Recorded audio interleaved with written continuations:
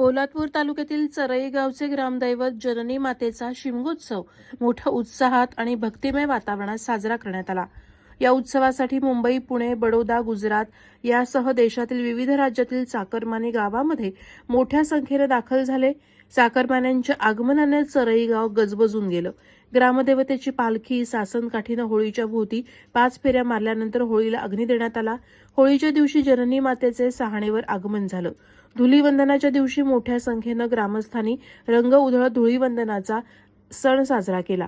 तुकाराम विजयच्या दिवशी कासारवाडी, सुतारवाडी, मोहल्ला, बौद्धवाडी, ज्ञानेश्वरवाडी, हनुमानवाडी, रेडेखाचर, सोनारवाडी, भुईवाडी, साळवीवाडी येथून पालखीतून ग्रामदैवत भक्तगणांच्या भेटीला गेलं। भक्तगणांनी आपल्या ग्रामदेवतेच्या आगमनासाठी जय्यत तयारी केली होती। कोणी फटाक्यांची आतिषबाजी केली, कोणी खालूबाजाच्या ठेक्यात लेझिमवर नाचण्याचा आनंद मनमुराद घेतला, तर कोणी पालखीला खांद्यावर हातावर नाचवलं। ग्रामदेवतेची उंच सासनकाठी खांद्यावर नाचवताना अनेकांच्या हृदयाचा ठोकाच वाढला। हे दृश्य पाहण्यासाठी भाविकांनी मोठी गर्दी केली होती।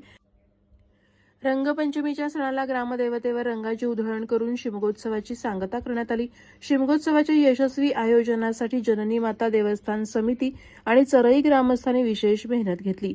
मुख्य संपादक संदीप जाबडेसह bureau report, Konkan news Marathi, Raigad.